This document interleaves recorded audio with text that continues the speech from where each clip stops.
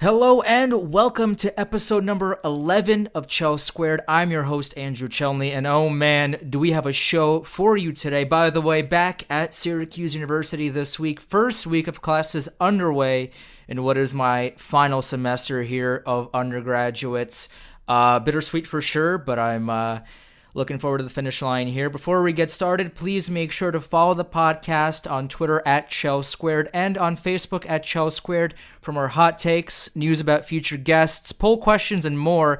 The first half of the show is all about the Boston Bruins, expectations for the team this upcoming season, and who can make a big impact, what the overall goaltending outlook is with Jaro Halak now backing up Tuukka Rask. We're going to talk about who the Bruins have that can fit into the third-line center spot with Riley Nash now in Columbus, and a whole ton more. By the way, did you see NHL Network's top 10 goalie list? They put Jonathan Quick at 5.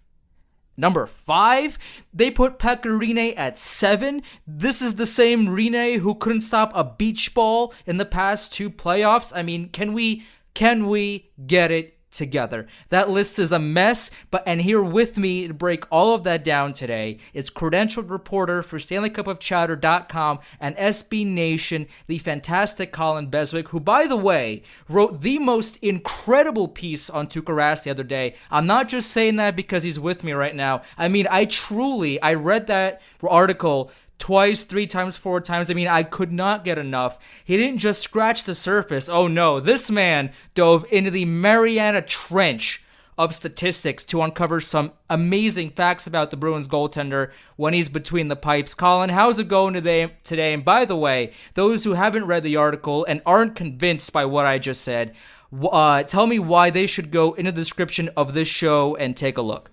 Hey, Andrew, first, thanks for having me on. Appreciate the opportunity. As for my Tuukka take, if you will, I think the value in it is that it's not just another opinion that he's elite or that he's below average or whatever the case may be.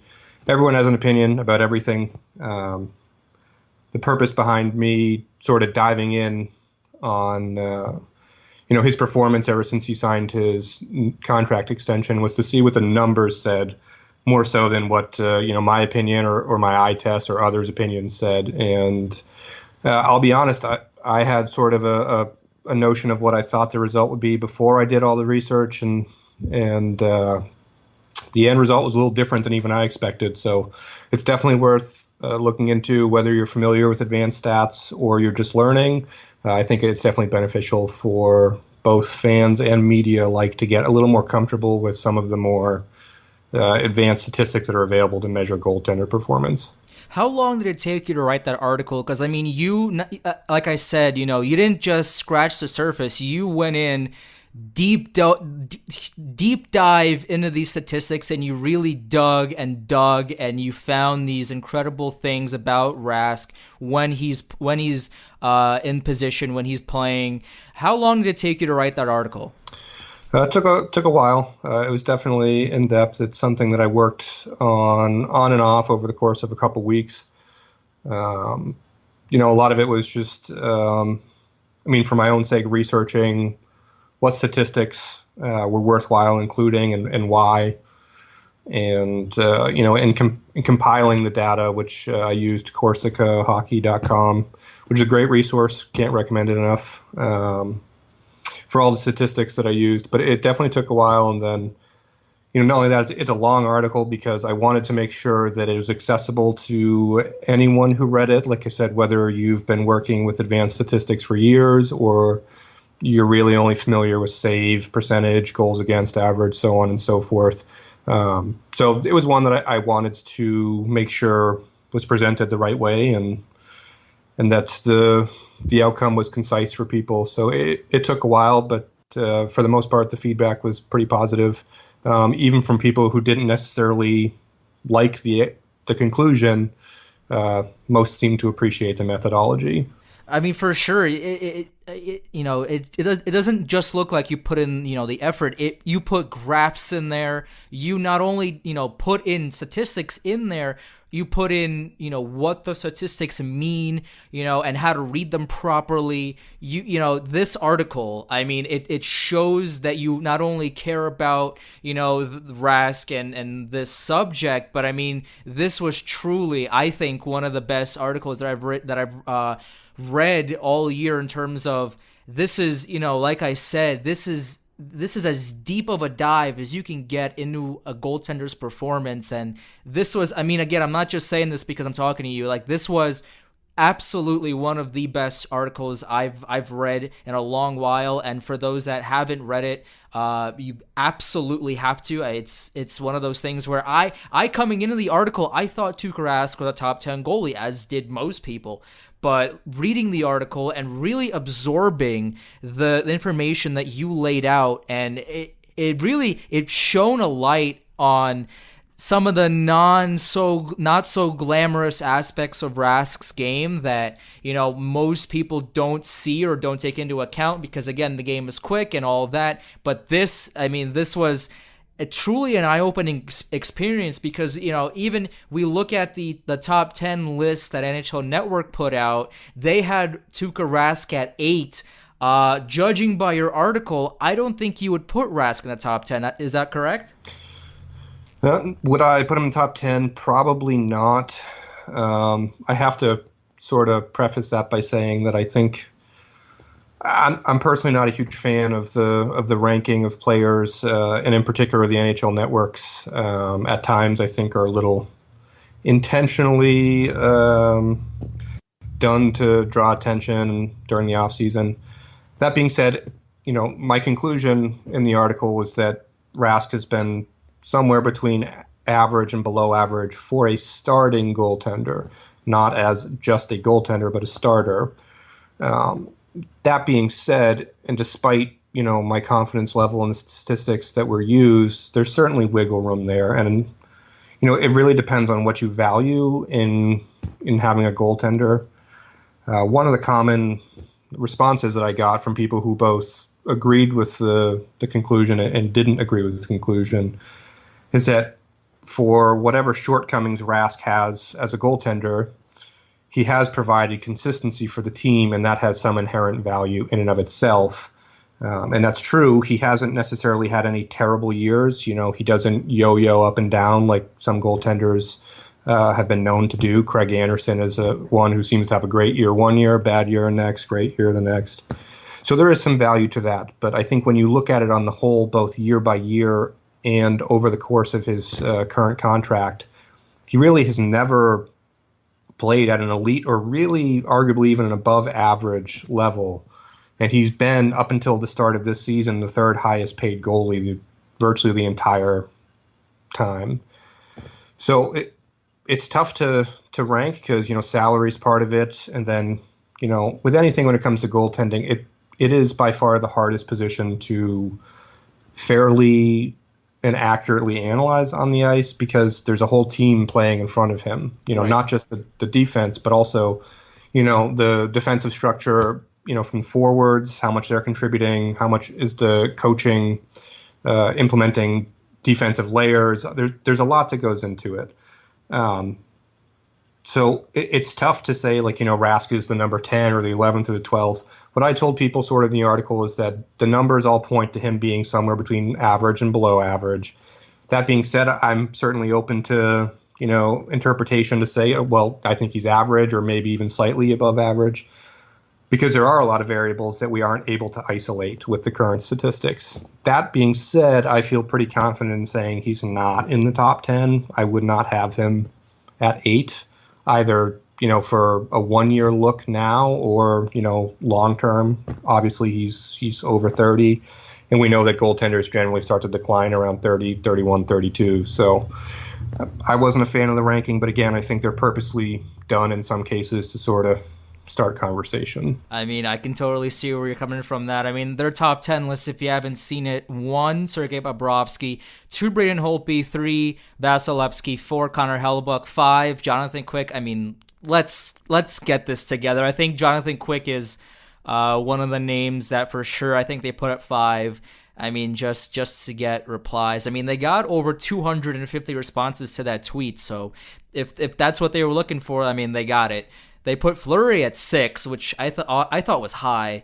Rene at 7, which as I said, I mean, couldn't stop anything over the past couple of playoffs. I don't know why they put him at number 7. I mean, he was okay in the regular season, but the playoffs are truly what matters in the long run. And if you're gonna say that Pekka Rene right now is a top 7 goaltender after watching what he did over the past 2 years, I don't know what you're watching, honestly. They put Rask at 8, which we mentioned. They put Freddie Anderson at 9, John Gibson at 10. I mean, John Gibson's one of those goaltenders where he has flashes, but there's other times where he doesn't make that miraculous or doesn't make that save that the Anaheim Ducks need, and then end up losing the game or etc. But for the Boston Bruins, they lost Riley Nash to Columbus.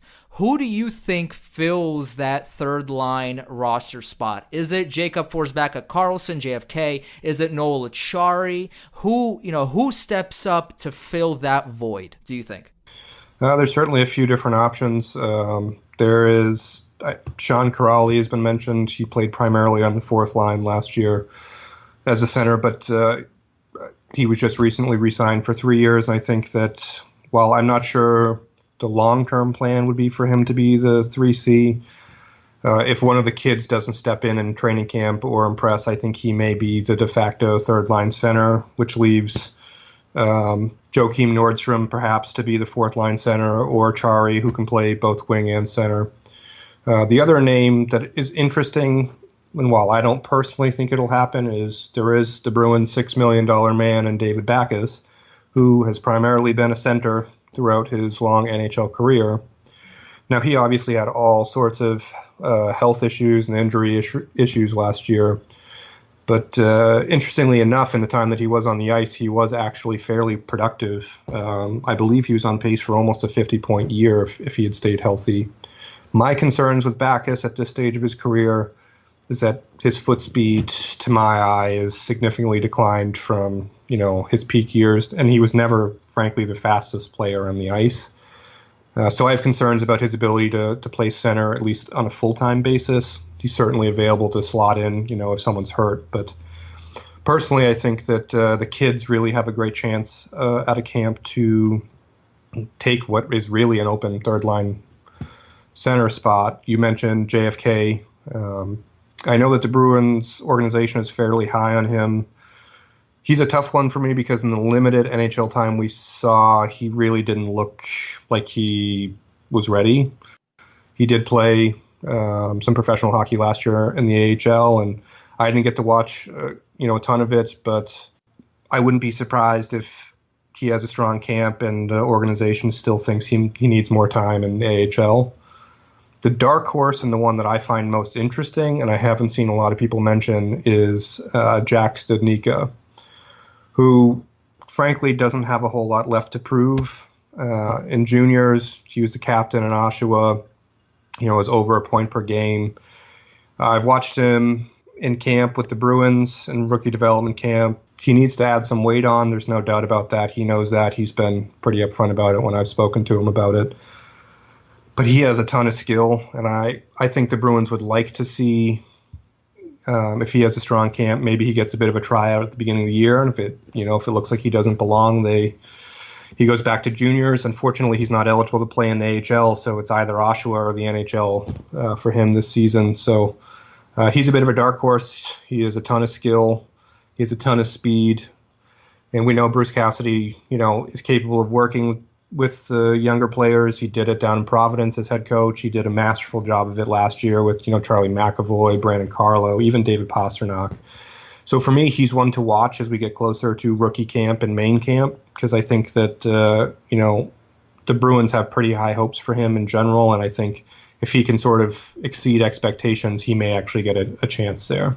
What about somebody like Zdeno Chara, where, he's over 40 years old?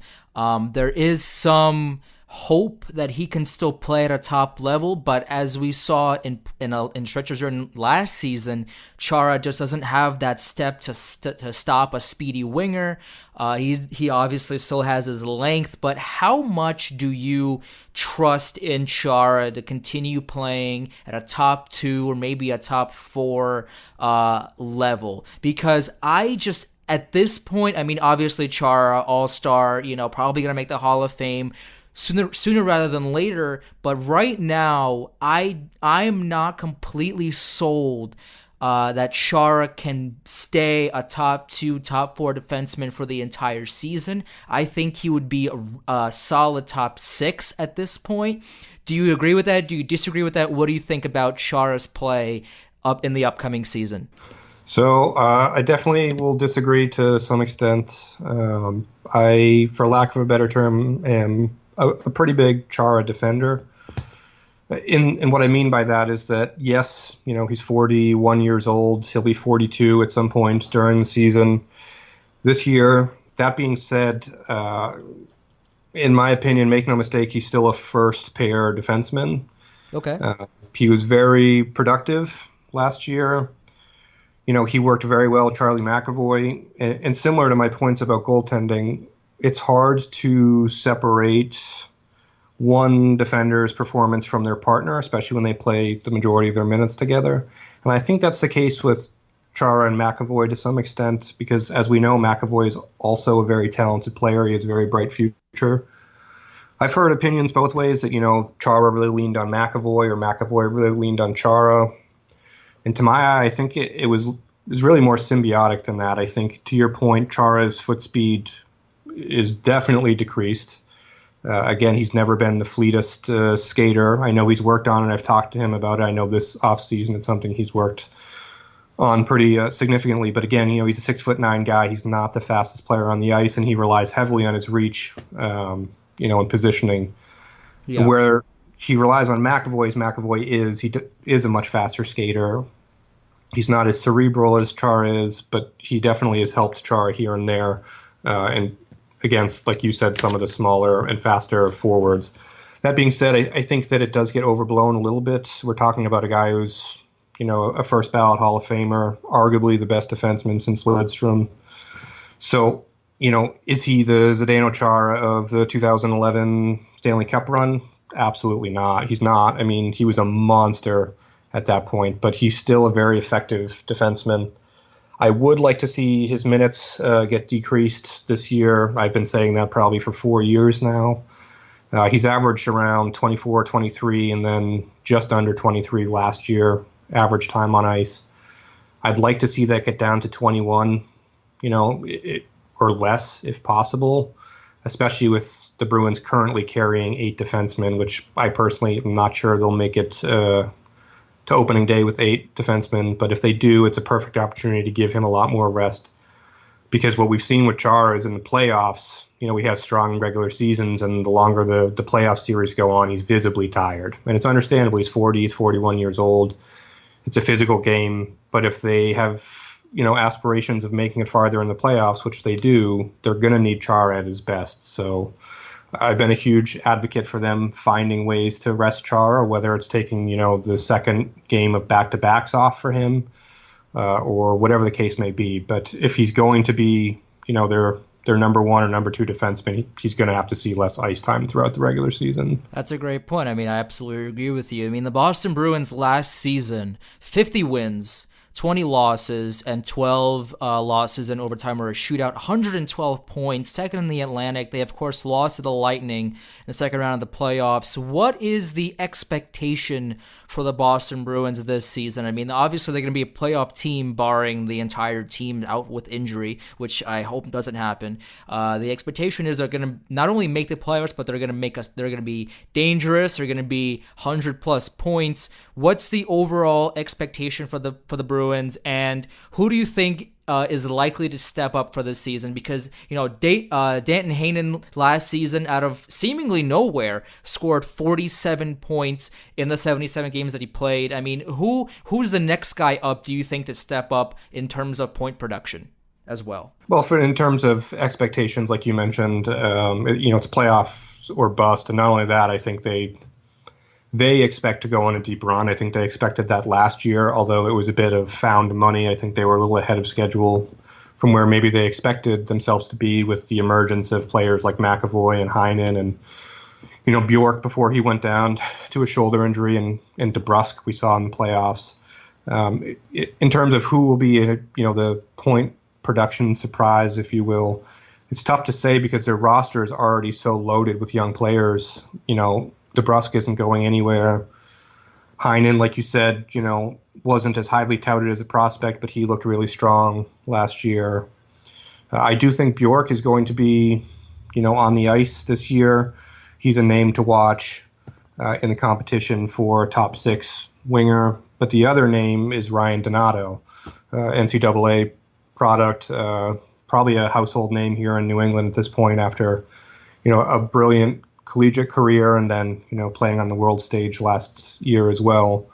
He did look really strong towards the end of last year. But with that, you have to sort of caution about small sample sizes. We've seen lots of players break out in their first couple games, and then the league adjusts to them, and then you don't really ever hear from them again. So personally, I'm very high on him. I've been on high on him since I saw him must have been 2 seasons ago. I saw him in camp, and he really jumped out to me. I think that he has a great shot.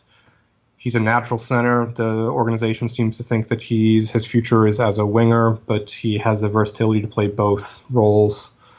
So he's a name to watch for me. And then, like I said, DeBrusk, on a national level, broke out with one of the best, young playoff performances that I've seen in my lifetime last year. So the question for me is, how much are those younger players going to perform next year, or will we see, the quote-unquote sophomore slump? They did rely heavily on young players, and it worked well for them, but you never know, especially with so many of them going to their second season. Is there going to be an adjustment period for them? Absolutely. And I think the Bruins also relied heavily on Brad Marchand. I mean, obviously he's an elite player, an elite forward, top 10, top 20 for sure, no doubt about it. He did, even with the high expectations on him last season, I think he surpassed everything, scoring 85 points in just 68 games last season. I mean, Marchand obviously is going to put up, if not that, I mean, a little close to that. Do you think Marchand's going to keep up that over a point a game pace? Because, I mean, the Bruins, I think obviously they appreciate that point total, but with the minus 40 or so points that Riley Nash now takes away from Boston going to Columbus, and with a little reliance on youth to kind of even that out, do you think Marchand needs to stay at this 1 point, something point a game to carry the Bruins to this 110, 112 point total, or do you think he doesn't need to, and someone like a Donato or a Heinen even, or somebody like that will step up to the plate and deliver more than what they expected? So I think that Marchand is more than capable of continuing, at least on a similar pace as he did last year. He's been a little bit of a local secret in terms of just how actually talented he is as a player. Obviously, he has a reputation for, his often dirty play, his antics, all of that sort of stuff that he's earned. But lost in all of that, I think, are rival fans and media really hadn't paid attention to just how productive he's been as a player. And unlike a lot of the, over point per game wingers in the league, he's actually above average defensively too. He's a good penalty killer. He's one of the best shorthanded scorers in the league. To me, he's a top 3 at his position in the league. And I think, nationally people are starting to pay attention to that. That being said, I think that the Bruins are going to look to put David Pastrnak on the second line along with David Krejci and Jake DeBrusk this year. For my money, that first line of Bergeron, Pasta, and Marchand was the best line in all of hockey last year. But I think they're definitely looking to spread the wealth a little bit. And so I think a lot of Marchand's point totals will depend on who ends up slotting in alongside him and Bergeron. Like I said, he certainly has the ability to. Whether or not he can sustain, a torrid, over a point per game pace, we'll see. The other thing with him is that he misses time virtually every year to suspensions, and that's something that has hurt the team over and over and over again. And I don't expect it'll change anytime soon. He said that it's something he's working on, and until proven otherwise, I think with a player like that, you just have to assume that he's gonna miss time for those reasons at some point or another. For sure. And one last question here before I let you go. Circling back to the goalie situation, you have now Jaro Halak in net. Is that an upgrade over Khudobin, do you think, as the backup? And also, Rask played 54 games last season. Khudobin played 31. Do you think that that has to stay around those numbers for Rask to have a relatively good season? And how much can Halak really help this team as opposed to a Khudobin or a similar type of backup? It's interesting, and I think if I had to pinpoint one regular season storyline for myself that I'm interested in, it's definitely, the goaltending situation. How is Halak going to adapt to a new team? Will he find success? And same with Rask. Does he bounce back to his earlier career form? For the Bruins, my understanding is that they probably want Halak to play anywhere between 30 and 35 games if possible. I know that they want to keep Tuukka around the 50-game mark.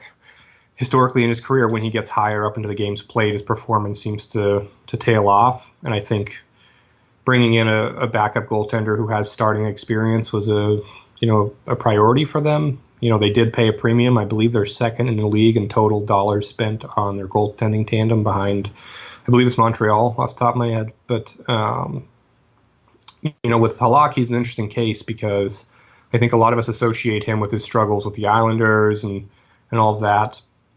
But if you look at, the quote-unquote fancy stats, they paint him in a pretty favorable light, essentially saying that he's been behind some pretty abysmal defenses for the majority of his career and still performed reasonably well. Now he's well into his 30s at this point. I don't know how much longer he can be an effective goaltender. That's generally the age you start seeing them sort of leave the league. But if the underlying advanced stats are to be believed, playing behind a pretty strong Bruins defense, we could be in for a pleasant surprise. I think he will be an upgrade over Khudobin in that, as great as Khudobin played for stretches last year, and there was legitimately some talk about him taking over, as a starter at one point when Rask was really struggling. Khudobin's never really been consistent throughout his career. He was on the waiver wire, a year or so before. And as much as Khudobin was definitely a fan favorite here in New England and, a guy I really enjoyed talking to as well, I think that the Bruins were really looking to have someone that they thought would be more consistent and that had that starting mentality and that starting experience. And so, like I said, Halak is a bit of a wild card. If I had to guess, I think that he will find success here and, behind a pretty stout Bruins defense. But it's anyone's guess. That's why I play the games. We don't know for sure, and it's definitely going to be interesting. That's right. I mean, stats can only predict and tell you the past, but they can't play the games and they can't predict the present. That's for sure. I mean, Jaro Halak, there's not a whole big argument against this, but I mean, Jaro Halak played his best hockey in St. Louis and a little bit in Washington for the little regular season performance that he had. I mean, 12 games, .930 save percentage is pretty solid. Did very well in St. Louis, did pretty well in Montreal, did very well in New York in this first season, and then it all came crashing down from there. But I mean, Halak is one of those players where he is 33, but I think he still has some gas up in the tank to prove some people wrong, especially after the 2026 and 6 season he had last year in Brooklyn. And I do think he's an improvement over Khudobin, but time will tell, and it's a lot of it I think is up to Halak's mentality, because I think in New York I obviously am not Jaro Halak, so I don't know this for sure, but it seemed as if during various points of the season that Jaro Halak just wasn't there mentally. where he was a step slow, or he just wasn't there where he knows he can play and where we know he can play.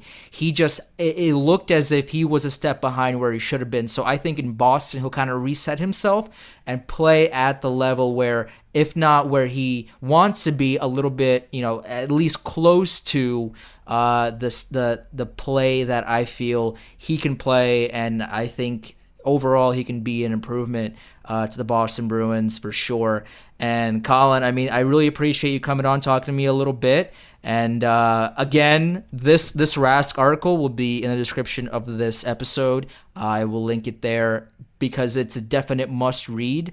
And I really appreciate you coming on and giving me your time. Yeah, anytime. Thanks for having me on, Andrew. Absolutely. Thank you, Colin. Switching gears now, the second half of the show is all about the New York Islanders. We're going to get into which Islanders can step up to the plate now that Tavares is in Toronto, if Matt Barzal can replicate his incredible rookie season, which ties into this week's poll question, which we're going to get into in a little bit here, what new general manager Lou Lamoriello was thinking giving all those depth players ludicrous contracts, and how adding Barry Trotz to the bench fits into the long-term plans of the New York Islanders. Joining Chel Square to help break all that down is all-star Islanders writer for WFAN and host of the Secondary Pod, Mr. Andy Graziano. Now, before we get started, Andy, you tweeted the other day you weren't happy with the lack of facial recognition in previous NHL games and hope EA can change that in NHL 19 coming out in 2 weeks. Now, knowing a thing or two about how EA treats the NHL franchise, that might happen in maybe 30, 35, 40, 50 years maybe even. Andy, welcome to the show. Oh, hey, thanks, Andrew. Thanks for having me on. I appreciate it. Absolutely. So, with John Tavares now in Toronto, you need other players now to step up and cover the 84 points that he had last season. They have to now step up and kind of cover that and step up and score more than they either used to, or step up in other ways. Who do you think can really take that, challenge the task here? Because John Bailey put up 70-plus points last year. I don't know if that's going to happen again this year or not. It's kind of up in the air right now. He did have a career year. Is it Brock Nelson who needs to step up? Only 35 points last season. Is it Andrew Ladd? Which players need to do the heavy lifting here with John Tavares now out of the picture? I was kind of hoping we would tackle the NHL 19 issue first, but I guess we'll jump right into the Tavares stuff. Let's do the NHL one first because you know what, facial recognition is important. Is very important, even though EA doesn't feel that it is for whatever reason. Clearly you value facial recognition more than EA does. Well, I'm an old gamer, right? I've been playing games for probably going on 40 years now, and NHL 94, going all the way back to that franchise-altering game was probably my favorite game of all time. And I've been bothered by it for a while, whether it's probably an illogical thing to be bothered by in today with everything going on, but in and out of sports. But it's something, I think I've been a little spoiled also by the fact that everything is so spot on with the FIFA franchise and the production team that puts that game out every single year. And I think that under the same EA Sports umbrella, I get so frustrated with the fact that, don't these two teams talk at all?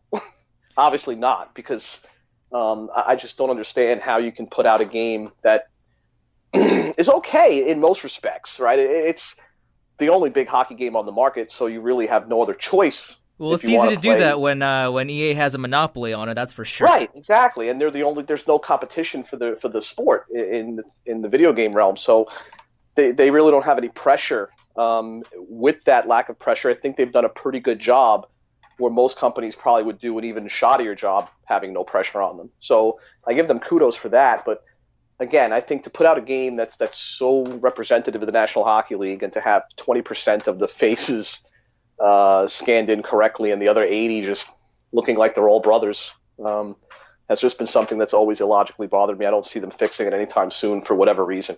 I don't think it's seems like illogical at all, honestly. I mean, for someone that, if it's for the casual fan, they might not notice or, this or that. But for someone, I've been playing since '04.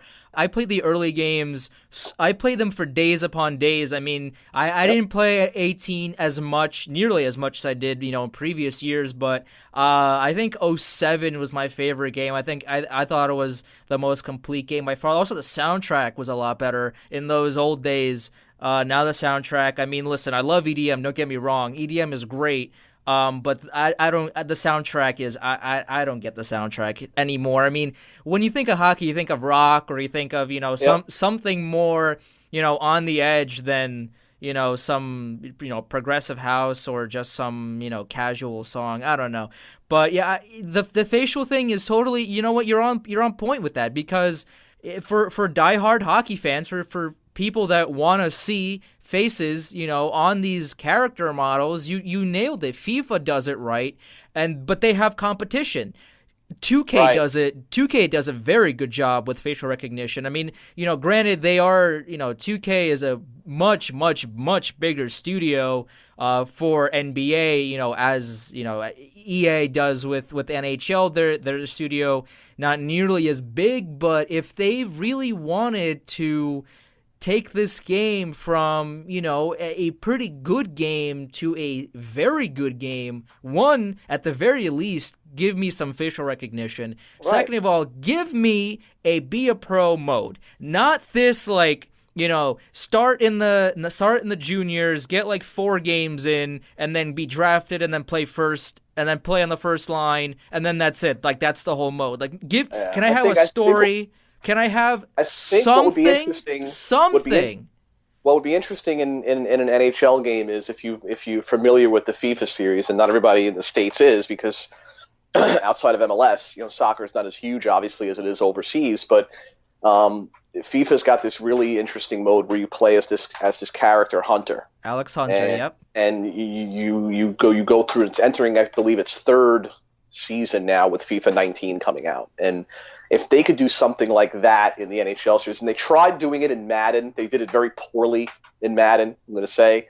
And again, that's just where the FIFA team just is light years ahead of other teams within the same EA Sports umbrella. And I think that right below the facial recognition, that bothers me as well, is that shouldn't all these teams be talking to one another and being consistent across their game models? Obviously they're not. But if they could throw like a Hunter story model into NHL, I think that would be great. And let's face it, whether you want to take video games as a joke or not, it's a nice escape for fans, whether you're a diehard or a recreational fan or a new fan. It's nice to be able to kind of pop the game in and just kind of play and be the GM and kind of run things how you would want to run them. I think it sometimes leads to a little bit of fantasy on Twitter in terms of trade proposals, but it's a nice escape, and you kind of just want authenticity. If you're going to pay $65 every year for little improvements across the game engine, you kind of want to see bigger improvements elsewhere. You're absolutely right. I saw this argument on Twitter the other day that people value chess grandmasters, right? Because chess is an old game, it's a strategy game, and it's revered by the world. But for some reason, esports or just video games in general is not taken seriously because it's new, it's something else.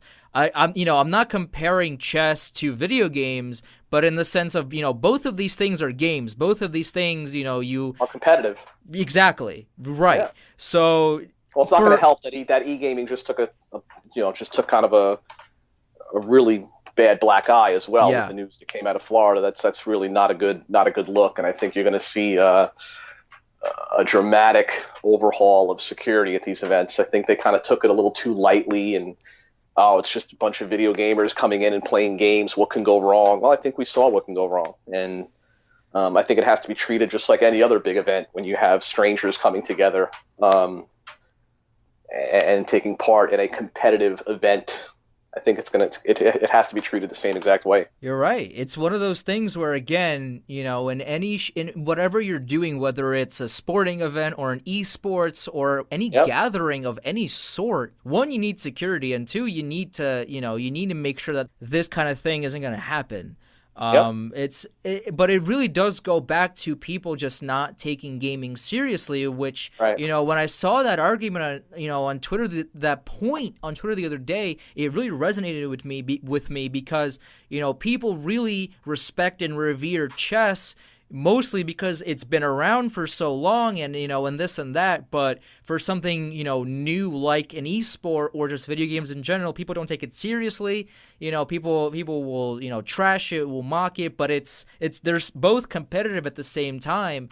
And it's unfortunate that people don't take gaming seriously. EA, by the way, needs to start taking the NHL series and the Madden series more seriously, because both, it goes to show that in both of those, sports, EA doesn't have a Madden competition and they don't have an NHL competition. So in those two aspects, they don't necessarily have to make a perfect game every year because, you and I regardless. Don't have another option to buy a Madden game, an NHL game. We don't have that option. It's you buy the EA model or you don't play the new game. That's it. Yep.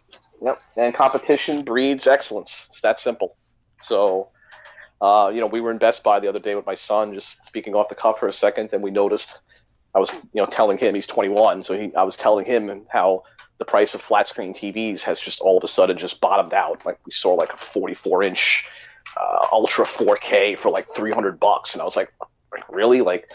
And he's like, why are they so cheap? I said, simple competition. More companies started making them, and more competition breeds excellence, and it also breeds lower prices to the consumer because everyone's trying to beat each other for the most sales, and you can only do that by lowering the prices. So it's the same kind of thing with the video games. If you had other companies that were able to grab the license and make a football game or a hockey game, you would see, I guarantee you would then see that cross communication between within EA, between the FIFA team and the rest of the teams. Because FIFA is just probably the most perfect sports game that I've ever played. FIFA 18 is definitely a great game. I mean, I wish I have the game. I probably should pop it in more often, but I do love the Alex Hunter story mode. What FIFA does, in case, if you're listening and you don't necessarily know, they do this story mode and it spans multiple games. So they started this a couple of years ago, and now with 18, soon to be 19, they start off this year's pro mode where you left off in the story last season. So it's it's a continuous story, and it's very unique as a model in itself. It's very unique because you don't see that in yearly games at all. So it's very unique to see the EA, FIFA team taking initiative to kind of create this, and not only create it, but keep with it for 3 or 4 years now and continuing the story. And not only are they continuing it, I mean, it's still a great story mode. I look forward to trying 19 and seeing where they take they take Alex's story, because they gave it a longevity, because Alex Hunter is 19, 20 years old in the game. I mean, they could stretch this out for as long as they want if they needed to. Yeah, I think this year they're going into the Champions League, and he obviously has that thing with his stepfather and his stepsister now. So it's really like I said, they tried doing it in Madden. They did it very, very poorly. But I guess we could switch gears to the Islanders now before we lose people who aren't into video games. Listen, video games are very important, especially the NHL games, because, listen, EA needs to get it together. NHL series, they improved some parts of it, but the Be a Pro mode is a joke. The Be a GM mode, they revitalized this this year in 19, luckily. So hopefully that'll be better. Just get it right, EA. That's it. Get it right. Yeah.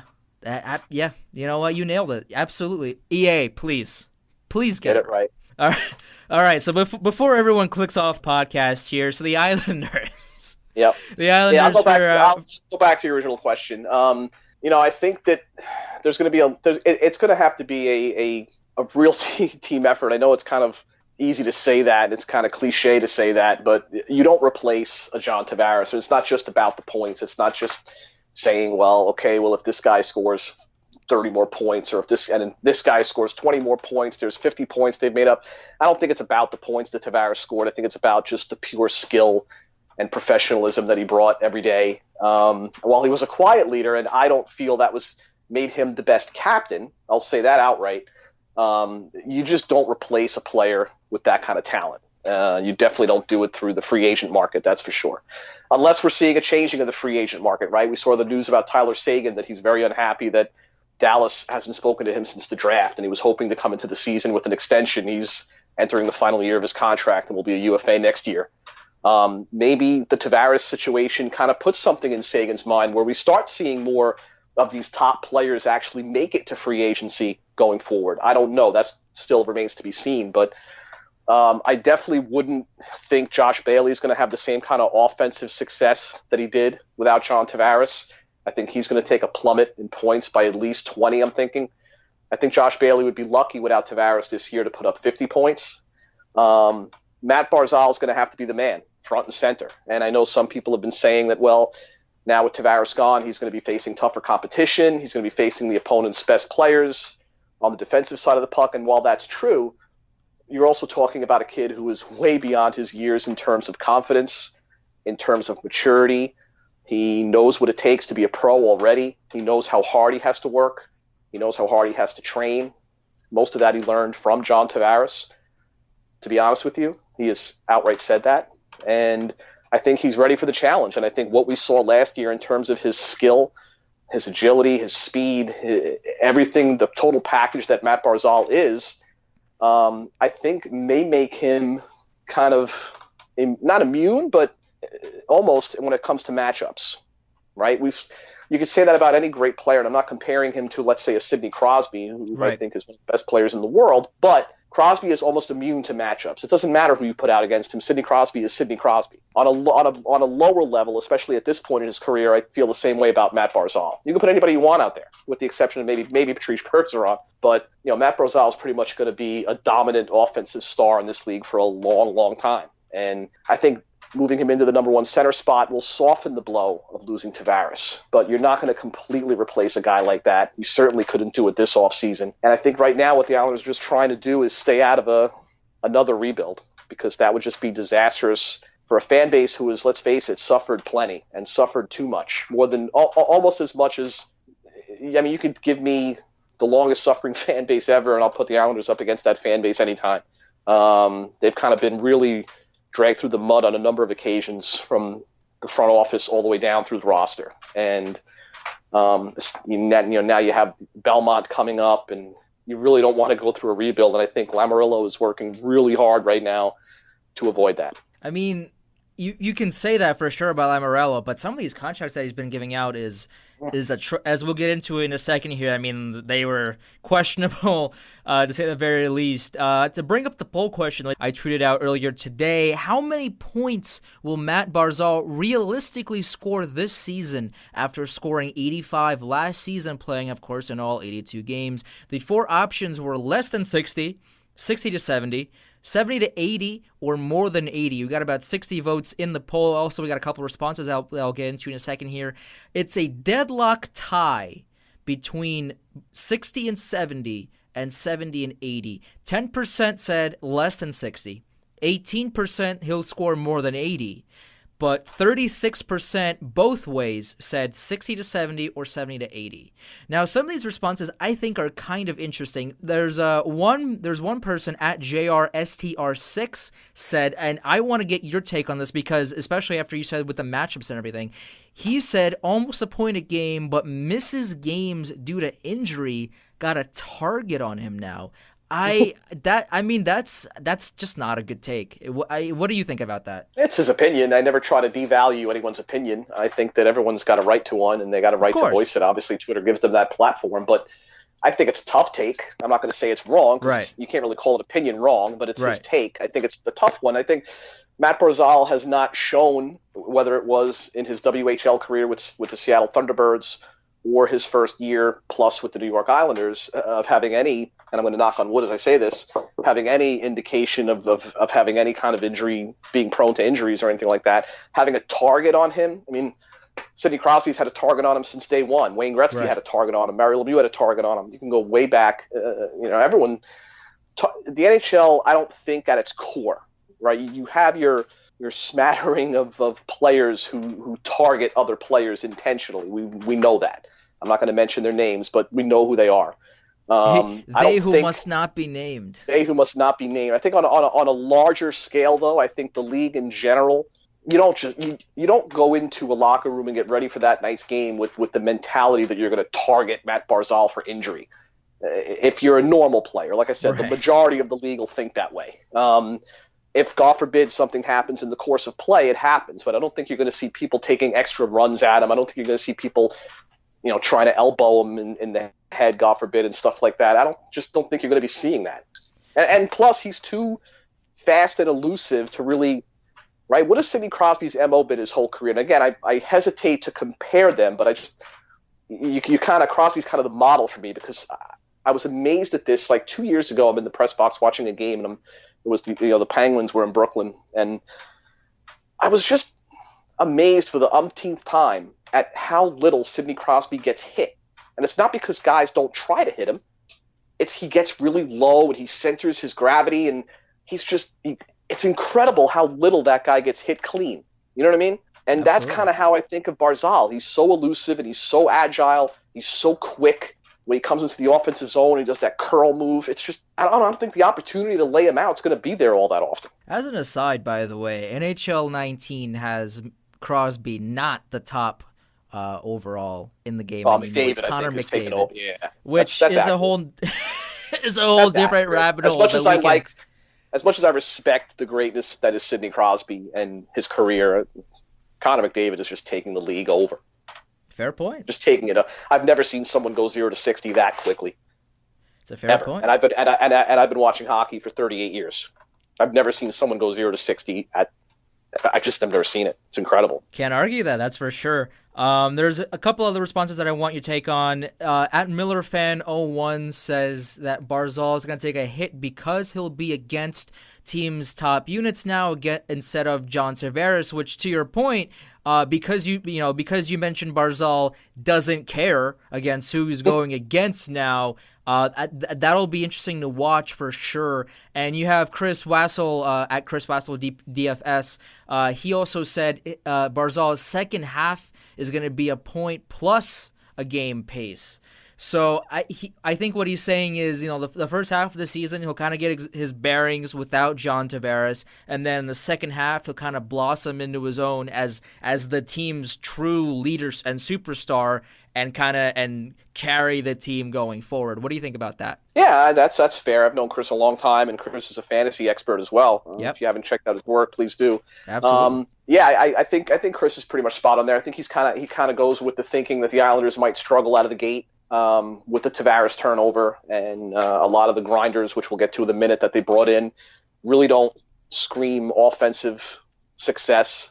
So I think, and then there's the question of who Barry Trotz decides to put Barzal with, right? He had such success last year with Jordan Eberle, and we've seen the chemistry, obviously, between him and Anthony Beauvillier. Does that mean he bumps Josh Bailey and Anders Lee down to a second line with Brock Nelson? So it still remains to be seen how Barry Trotz is going to set up his line combinations, specifically across those first two lines, where the Islanders seem to be very offensively top-heavy across those top two lines. So that's also going to play a part. So I think Chris is kind of factoring all that in smartly and saying, well, let's give them a little time to work that out, which is why he tends to think his second half will be better than his first. Point per game plus, again, I think that's going to be tough. That's going to be dependent upon just how offensive the Islanders can be without Tavares and how they adjust to this new style that Barry Trotz is going to almost certainly play. He's not going to play a style that they played before with Jack Capuano or Doug Weight. So there's going to be an adjustment period for that as well. So it's definitely a good take. It's a smart take, but a point plus per game, that remains to be seen. Fair point. Talk to me a little bit about Lou Lamoriello, because the Islanders, on Twitter, seemingly every Islander fan rejoiced when Garth Snow no longer was the general manager of the team. Lou Lamoriello now stepping in, and Islanders fans were loving it. The draft was a huge success, I thought, in my opinion, for the Islanders as a whole. They got a lot of solid young guys coming up now, in a couple of years to potentially play with the team. But then a few days later, on July 1st, and then afterwards, the hope the Islanders fans had that was rising for the couple weeks, during the draft and then around the draft, it just kind of took a huge plummet on social media because Lou Lamoriello signed Leo Komarov to a 4-year deal, no trade clause, signed Val Filppula to a 1-year, $2.75 million deal, no move clause, traded for Matt Martin. I mean, signed Robin Lehner, who is, I said this earlier. I mean, Robin Lehner, he's okay, but he's not. One, he's not better than Halak, so the goalie situation hasn't improved. I mean, and also there's, talk to me a little bit about the numbers situation, because I've seen tweets today that players are changing numbers now, that veterans like Boychuk can keep their high numbers, but there are other players that have to change their. What is going on in Brooklyn right now? What's happening?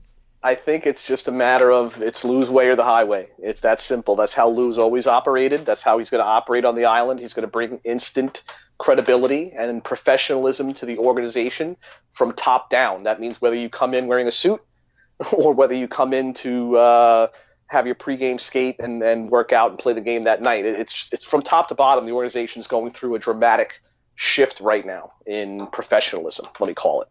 For a long time, the organization was run like a country club. Let's face it. That's no longer with Lou in charge. At the informal skate, guys like Nick Leddy, who was famous last year and the last couple of years for his beard, gone. Andrew Ladd's beard, gone. No facial hair. It's like the Yankees almost, right? Short haircuts, no facial hair. That's just the way Lou runs things. He has his reasons for doing it. I'm not going to say whether they work or not because I personally can't see how a guy having a beard versus not having a beard really matters. But it's the way Lou wants things to run, and nobody tells Lou how to do things. But now, if you tell Brent Burns to get rid of his beard, I mean, there might be a problem there. That's all I'm saying. Joe Thornton. That would be interesting. That would actually be really interesting. If he would have went to San Jose and tried to make Burnsy and Thornton shave their beards, that would have been fantastic because we know how attached Brent Burns is to his, obviously. Sure. But I think that it's kind of become Brent Burns' MO, right? When he's the missing teeth up front on top and then the beard coming down. It's the ponytail. It puts his hair in the ponytail. It's kind of the thing for him. So exactly, you get rid of his facial hair. It's like you get rid of his whole soul. persona. Yeah, exactly. But I just think. Again, it's a matter of if you don't like it, you're not going to play here. It's Lou's way or the highway. And now in terms of his signings, that's a whole nother story, right? Because with Toronto, he didn't have much success in the free agent market either. The trade market was okay. Lou knows how to run an organization, right? As a team president, which I think is the perfect role for him, he knows how to be a boss.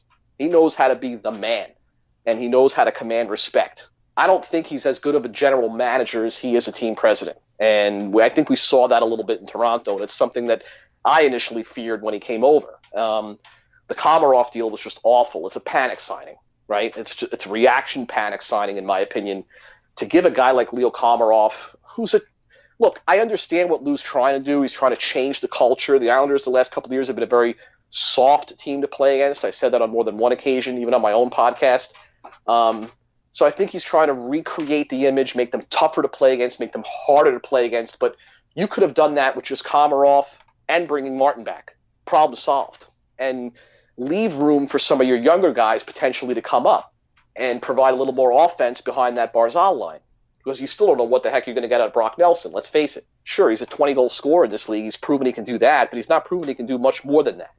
And he's been very inconsistent at that. He scores a bunch of his goals in the first 25, 30 games of the year, and then disappears for the last 50. So I think the Komarov panic signing, especially giving him a no move clause, which is just ludicrous. Filppula is a 1-year deal, so whether that works out or not, that doesn't bother me too much because after a year, if it doesn't work out, he's gone anyway. But the no move clause, why? Yeah, why? Every team tends to be looking for a center. So you know what? Later in the year, as we approach the trade deadline, if a team that feels they have a shot at the cup, Filppula is going to have his say, obviously, to go to a cup contender if he wishes closer to the deadline. So a no-move clause for a guy like Filppula, who, again, is a center and they're always in demand, I don't mind so much. The no-move clause for Komarov is just terrible. That's just terrible. Matt Martin, I'll say this for Matt Martin. Matt Martin was the heart and soul of that Islanders team. And you can downplay all you want the importance of locker room chemistry and kind of how the guys get along in there all you want. Trust me, it's important and it matters. And Matt Martin was the man in that room. He was the heart and soul of that room. And when he went, not only did that line with Casey Cizikas and Cal Clutterbuck take a hit, the room took a hit. It clearly did. I'm in the room a lot, and that room clearly took a hit when Matt Martin left. So I think that you're bringing Matt Martin back not so much for what he can produce for you on ice, but what he could do for you off the ice. He was personally credited last year with Mitch Marner's season and how well Mitch Marner played last year on a consistent basis and how professional Mitch Marner became off the ice. Matt Martin was assigned to be Mitch Marner's buddy, essentially, like big brother last year. So he was personally credited with that, and I think that matters. And so I actually like the idea of bringing Martin back. Komarov, Filppula, Jan Kovar. You don't know what you have in Jan Kovar. He's really struggled when he was taken away from the top line in the KHL, and the second half of his year last year wasn't so great. So who knows what you're getting in Jan Kovar. The Islanders have a glutton of third and fourth line players.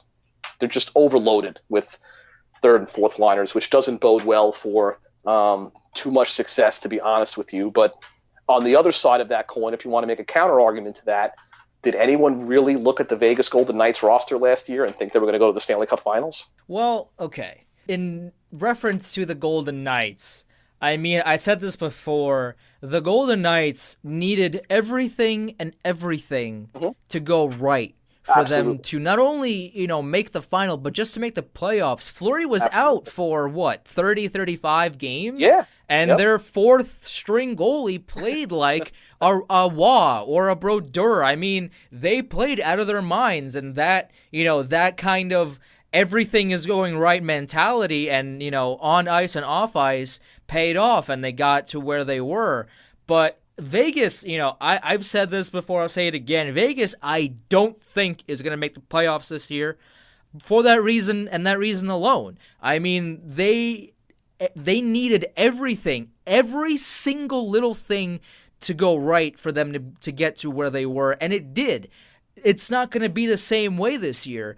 So in terms of Vegas, I mean, I just don't see it for them. And if they do make the playoffs, they're not going to do much. They're not going to make much noise. Now, in terms of the locker room chemistry, of course it's important. I don't think any hockey fan who knows hockey well enough, or sports for that matter, is going to downplay locker room chemistry. Locker room chemistry is very important to the team. However, Matt Martin on the ice isn't worth $2.5 million. No, he's not, but he's only going to play 8 to 10 minutes a night, right? He's not going to drag your team down at 14 to 16 minutes. He's not going to take playing time away from a Joshua Hosang or an Anthony Beauvillier or in due time an Oliver Wahlstrom. If Hosang even plays. Bellows. Right, well, that's the whole question, right? They have a glut of third and fourth line players now. Where does Hosang fit in? That's another big question leading into training camp. Literally anywhere. Is Hosang right in his own head? Did he finally figure out what it takes to be a professional? And did he finally mature over the summer?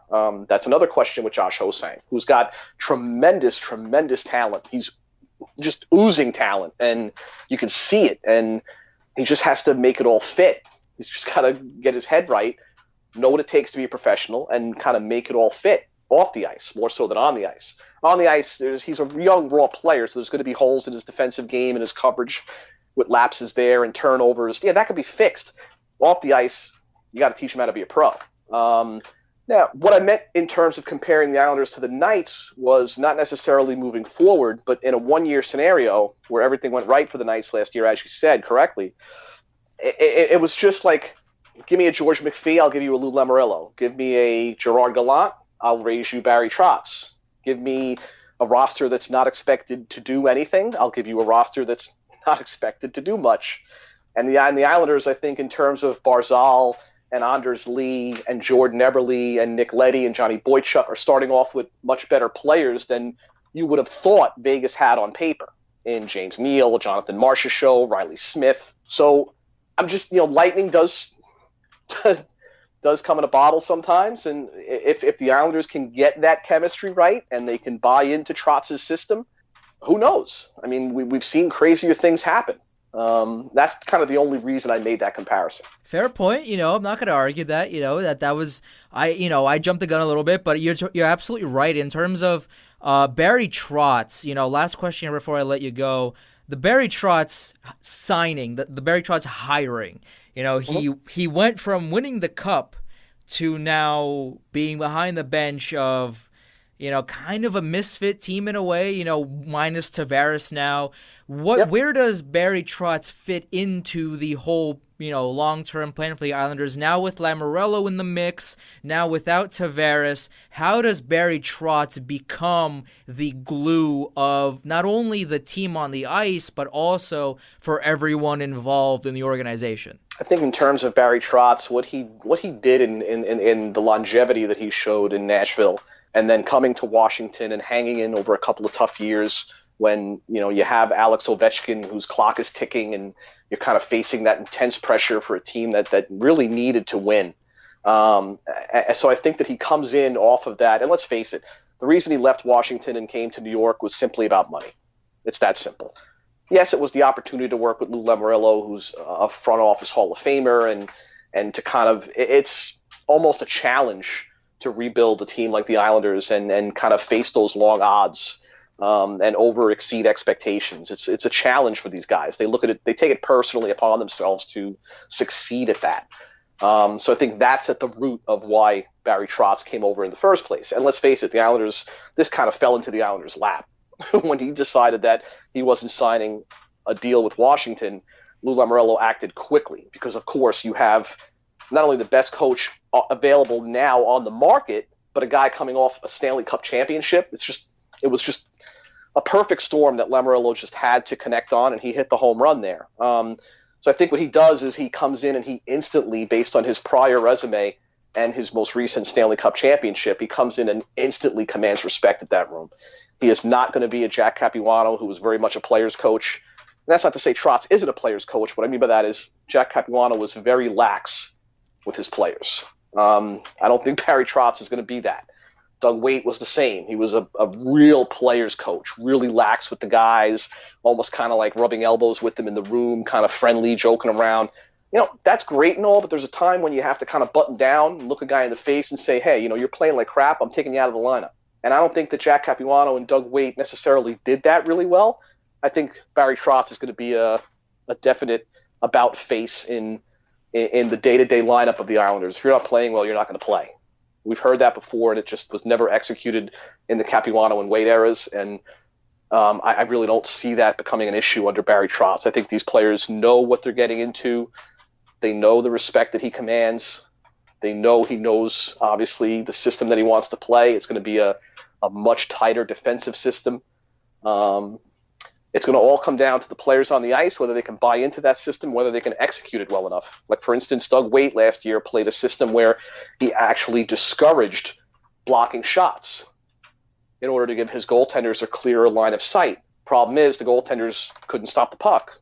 So, right. I think Trotz is going to go back to kind of that aggressive defensive zone system, kind of lay out, put your body on the line type of thing. So that's going to change the Islanders defensively. So I think Barry Trotz, as with Lou Lamoriello, just gives the Islanders that extra, that another gear of credibility and organizational professionalism that I think they were lacking for so long. Well, one of my roommates, he's been playing hockey for his entire life, and whenever we play NHL, he always whenever a player blocks a shot, he always says, "Block shots, feed the bench." So shout out to him for that. In terms of Barry Trotz, I think you nailed it. I think that was a great insight into what Barry Trotz can do. It's one of those things where, again, Trotz, he's no Alain Vigneault. Listen. he's no AV. Come on. No, I'm kidding. Alain Vigneault, listen. I mean, I like Alain Vigneault. Look, my son's a diehard Ranger fan, so I live with one. I'm married to a Ranger fan, so my wife and son are both Ranger fans, so I live with this all year round. So I'm not a Ranger hater, but I always liked Alain Vigneault. I know he wasn't good with the younger players, but that's an understatement for sure. I always thought he took a little bit too much flack than he deserved. A little bit. a little bit. I'm not going to go overboard and say the guy was, a Hall of Fame coach, but I thought he took a little bit too much flack for lack of performance on the ice, let's say. Reason number one through 50, the Rangers lost the series against Ottawa. I feel like that's an accurate statement to make. Yeah, I mean, I'm more, but if you know me and you've kind of followed, and I know we've been following each other on Twitter for a while, and I had this argument countless times when Jack Capuano was coaching the Islanders. I do think a coach obviously is important with the system he puts in.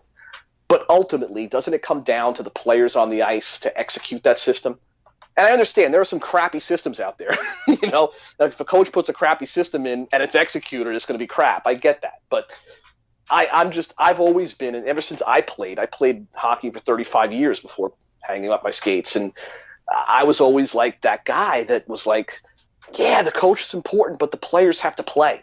And I've always been kind of more of a point the finger at the players kind of guy before I would point the finger at the coach. Ultimately, it would get there, but I would always look to the players as the primary point of responsibility before I went to the coach level. Yes. However, I agree and disagree with you a little bit here, because at the end of the day, the coaches deploy which players go out on the ice. Yeah, all right, that's true. And Alain Vigneault did an absolutely despicable job deploying the correct players out in correct situations. And I mean, just talking about that Ottawa series, that the deployment in that series wasn't just a joke. It was a comedy act. It was a disgrace. That's fair. So I can get with that. Absolutely. So, while the players are ultimately the ones on the ice and the ones playing and the ones, scoring and not scoring, the coach decides who's out there. And if you don't put the right people on the ice at the right time, it's going to bite you. And it bit them real hard against Ottawa, and team they probably should have beat. And it did all year as well last season. I mean, that team probably wasn't going to make the playoffs anyway, AV or no AV.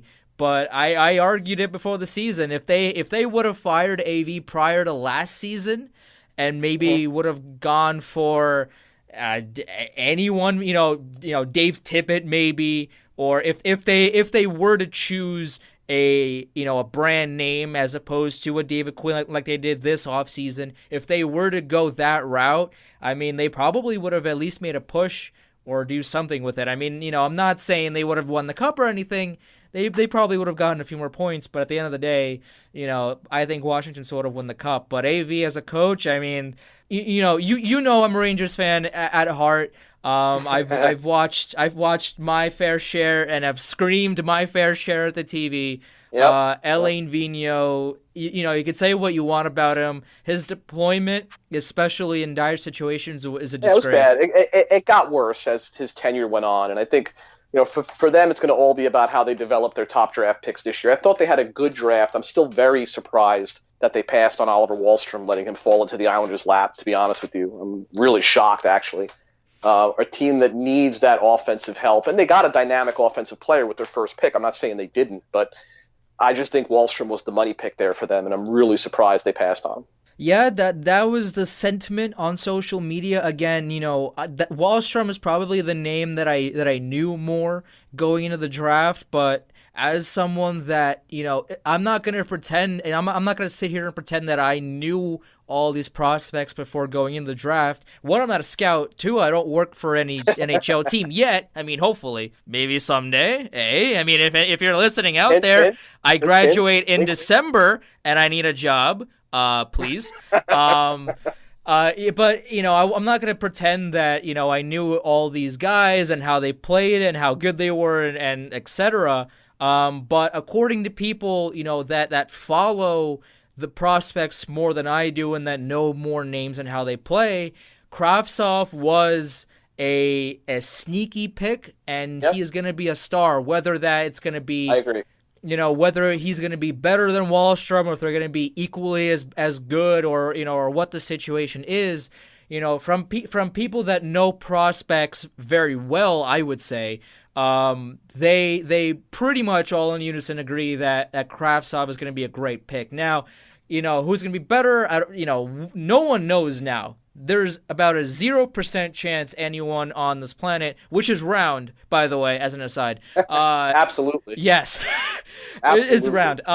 There's no one knows how good anybody's going to be because no one is... and especially if you're not a true scout or a Corey Pronman, for instance, right, who follows these guys religiously, yeah, you're not going to have any focus on the KHL, so you're not going to know as much as you need to know about Kravtsov and how dynamic he is. And I just, again, if you wanted to go with, in my opinion, would have been a safer, and like you said, there's no real safe projection, quote unquote, because they're kids and they can develop. They're either going to succeed or crash out. Let's face it. It's a 50-50 proposition.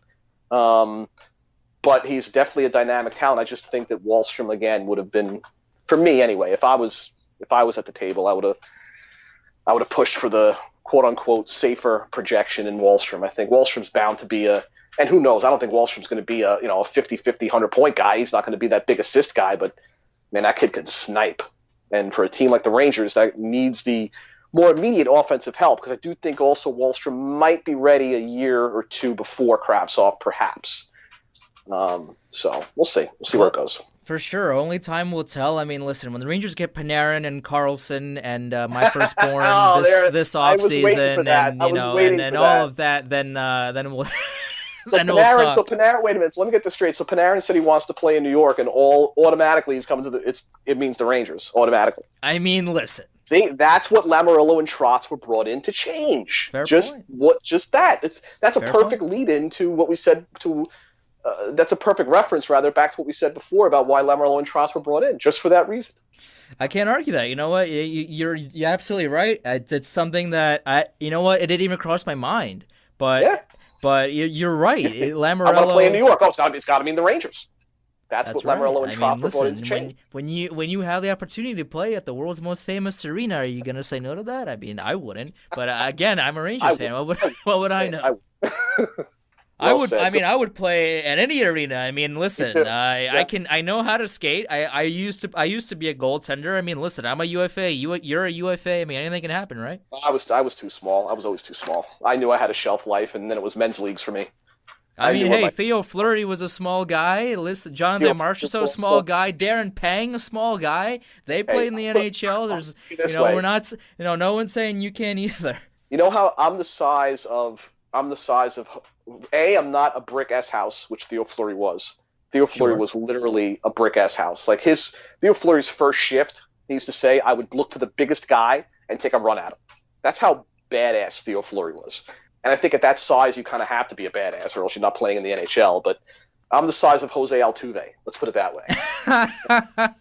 Jose Future Altuve, Yankee, you mean Jose Altuve? Fingers crossed, right? Well, I'm still trying to figure out how the hell all this talk about Machado, how the hell they're gonna, where they would even play him unless they plan on getting rid of Didi. But I mean, I would take Machado over Didi. I mean, I love Didi, don't get me wrong, but it's Manny Machado. And again, though, you talk about locker room chemistry. That's fair. Right? That's a good point. What? Didi's the glue. That's Didi's fair. The glue. Also, I mean, you can't trade his tweets. You can't get rid of the tweets. Yeah, he'd have to leave the emojis behind. Nah, you can't do that. We need Didi, on the field or on Twitter. Didi, the Yankees need Didi and his Twitter more than his Twitter needs the Yankees. That's for sure. We need a damn reliable pitcher. That's what we need. Yeah. Well, that's yeah. Well, yeah. We should start a Yankees podcast and dive into lots to think about. Dive into all of the shortcomings with the Yankees. Team's got the second best record in baseball, and we have things to rant about, but we do.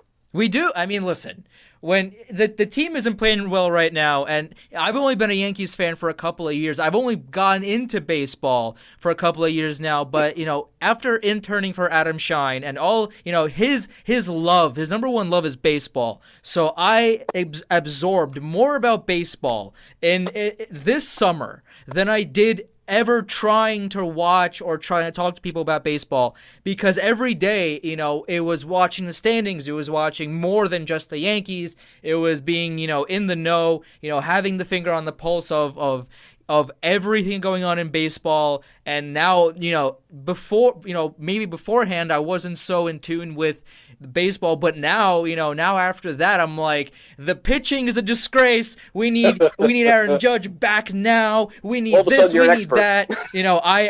I've turned into Adam Shine in terms of baseball, and I love it for sure. All of a sudden, you're Michael Kay. All of a sudden, just like that. There you go. Hey, you know what? If I could be a Michael Kay, then I'm not never gonna turn my nose up at that. That's for sure. Exactly. All right, Andy. Thank you so much for coming on. Where should people follow you, and where should people listen to you? At Andy Graz _ WFAN on the Twitter machine, and obviously WFAN.com for my Islanders columns, and myself and Shane Blackburn of Sirius XM have a podcast called the Secondary Assist Podcast, which will be returning on the week of September the 10th when training camps open. Awesome. Well, I will make sure that I will listen to that. And if you do make a Yankees podcast, I would definitely listen to your hot takes. We'll definitely consider that next summer. Yeah, you know what? Down the road, listen, and when we have time, who knows what could happen? That's you're only going to be as successful as how hard you work. So exactly. There's no days off in sports anymore. There never was, but especially nowadays, there's no days off in sports. And Andy, I really appreciate you taking the time talking to me a little bit about EA. EA needs to get their act together. They need to relax and figure it out. The Islanders and some AV talk, of course. Hall of Famer, first ballot, Alain Vigneault, that's for sure. Finger. Maybe not. But I really appreciate you coming on, and I'll talk to you again real soon. Thanks for having me, Andrew. Have a good night. Absolutely, man. Thank you. And that about does it for this week's episode of Chel Squared. I'm your host, Andrew Chel, and as always, I'll talk to you again next week.